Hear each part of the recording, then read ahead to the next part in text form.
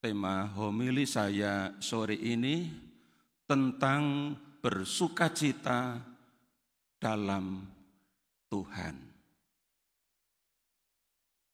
Bapak Ibu, saudara-saudari, kaum muda, kaum remaja, dan anak-anak, dan khususnya para penerima sakramen inisiasi yang dikasihi Tuhan. Kita telah masuk ke minggu yang ketiga dalam masa Advent. Minggu ketiga masa Advent bisa disebut juga Minggu Gaudete. Bahasa Latin artinya Minggu Sukacita. Bisa juga disebut Minggu Gembira, tapi agak kurang pas karena orang bisa berimajinasi ke anak-anak kecil yang ikut kegiatan Minggu Gembira. Ya, maka menurut saya pribadi lebih pas jika disebut Minggu Sukacita. Dalam bacaan-bacaan yang kita dengar minggu ketiga Advent, semuanya berbicara tentang sukacita. Seperti kita dengar dari bacaan pertama, yakni dari Nubuat Sefanya, bab 3 ayat 14 sampai dengan 18a. Di bagian awal diserukan demikian. Bersorak-sorailah hai putri Sion. Lalu kalimat berikutnya. Bersukacitalah dan beriang gembiralah dengan segenap hati. Ini yang diminta oleh Nabi Sefanya, salah satu nabi kecil yang dalam perutusannya ia menyerukan kepada umat Israel supaya mereka hidup dalam sukacita. Dan kalau hidup dalam sukacita, mesti sukacita itu benar-benar meluap dari hati. Maka ia berseru, bersukacitalah dan beriang gembiralah dengan segenap hati. Bapak Ibu, saudara-saudari yang dikasihi Tuhan. Kemudian dalam bacaan kedua, kita dengar seruan Rasul Paulus kepada jemaat di Filipi, yakni dari Filipi bab 4 ayat 4 sampai dengan 7. Paulus menyerukan demikian. Saudara-saudara, bersukacitalah senantiasa dalam Tuhan. Sekali lagi kukatakan, bersukacitalah.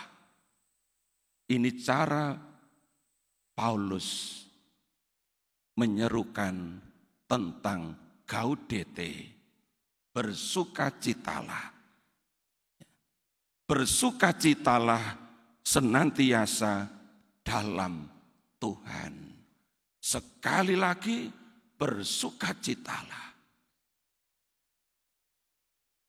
Yang diminta oleh Rasul Paulus adalah bersukacita dalam Tuhan. Bersukacita karena mengalami Tuhan yang hidup. Bersukacita karena mengalami karya-karya Tuhan dalam hidup keseharian.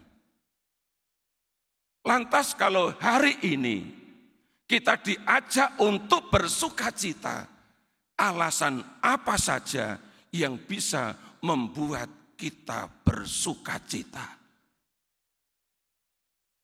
Saya akan tanya ke 37 anak remaja, anak muda, dan dewasa. Yang siang tadi mulai setengah 2 menerima sakramen inisiasi. Sakramen baptis, sakramen krisma, dan sore ini sakramen ekaristi nanti akan ditandai dengan menerima komuni pertama.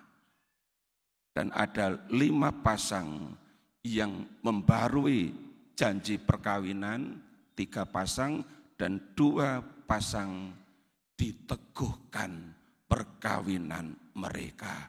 Saya mau bertanya kepada kalian semua, apakah hari ini terutama mulai siang tadi sampai sore ini kalian mengalami sukacita? Tolong dijawab. Semua mengalami sukacita?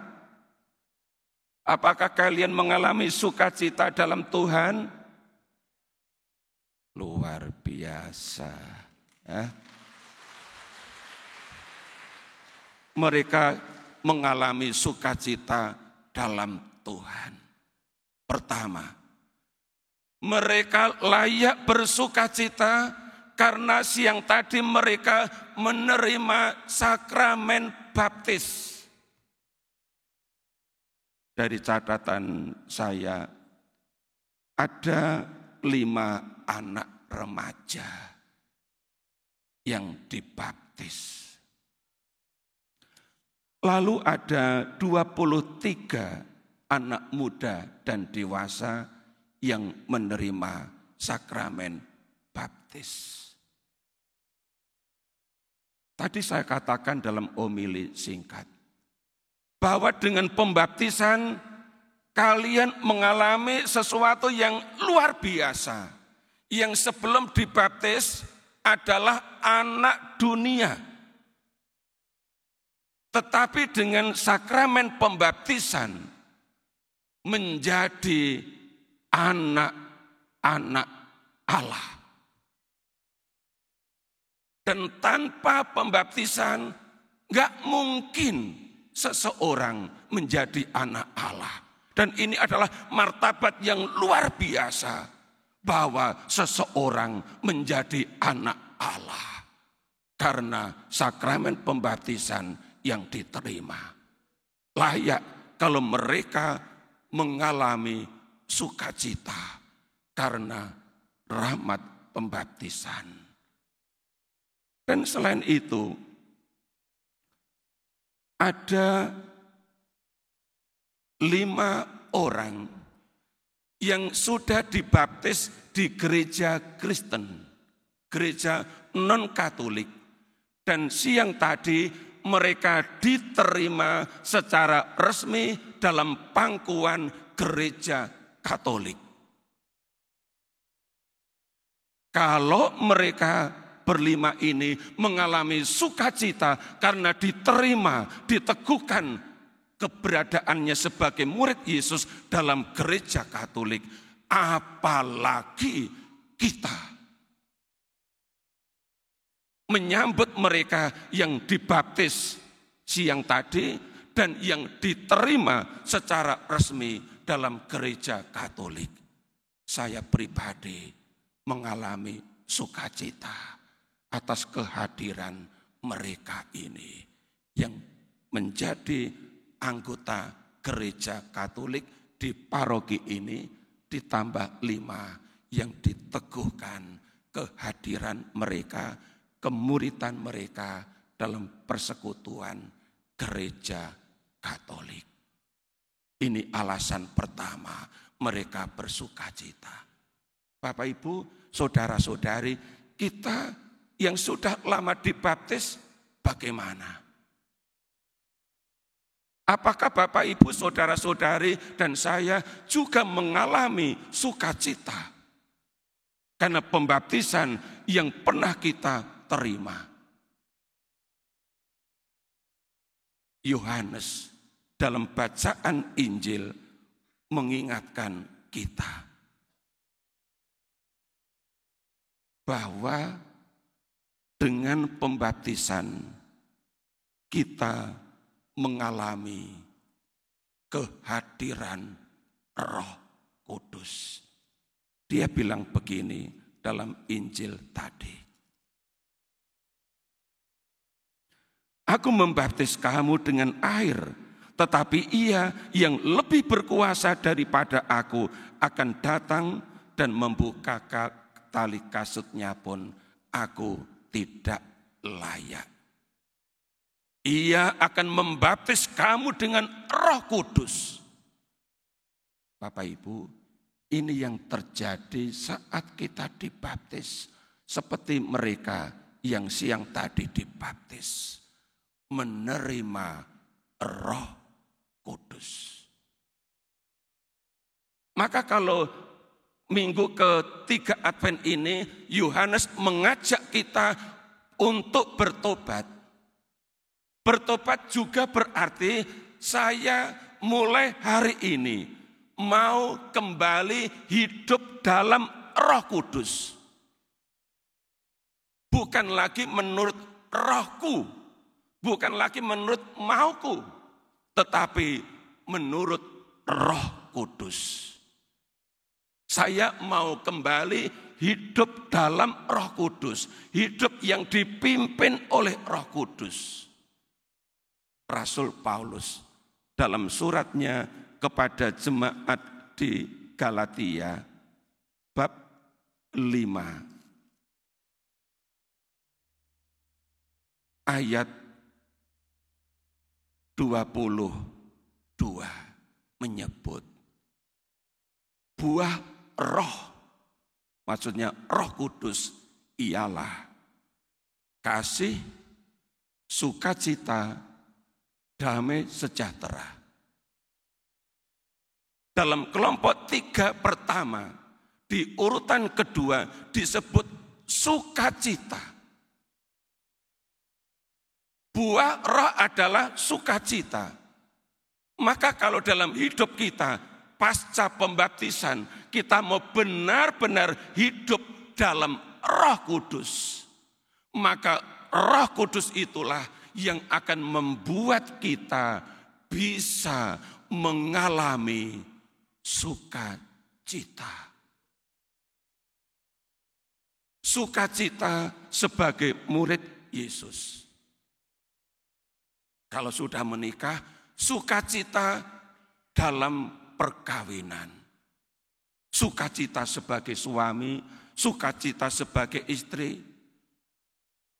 Dan kalau terlibat dalam pelayanan, melayani dengan sukacita.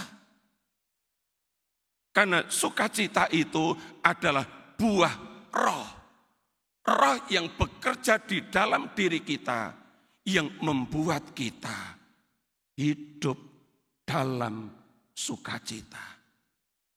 Maka kalau kita, Bapak, Ibu, saudara-saudari dan saya, suatu saat enggak ngalami sukacita, enggak ada damai, enggak ada cinta, kasih, jelas.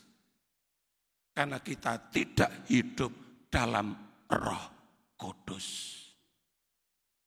Roh Kuduslah yang menghadirkan kasih dalam keluarga. Kalau Roh Kudus itu disingkirkan, yang mendominasi hidup adalah egoku, menangku dewe. Yang ada apa? Gegeran terus.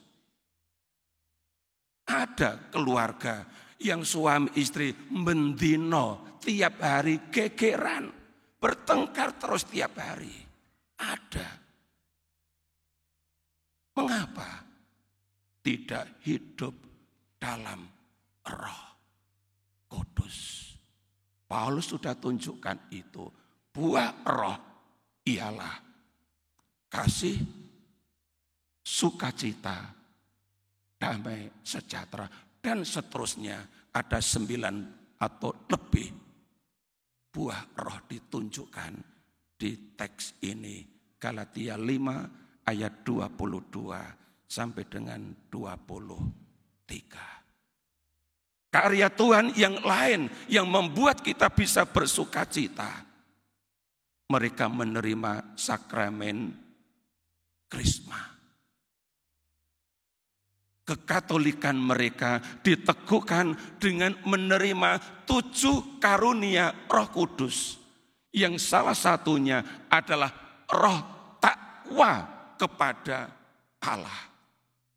Kata takwa itu berarti terpeliharanya diri untuk tetap taat dan patuh kepada Allah.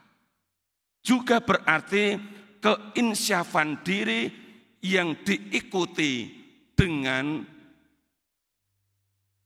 patuh dan taat kepada Allah dan ajaran-ajaran agama.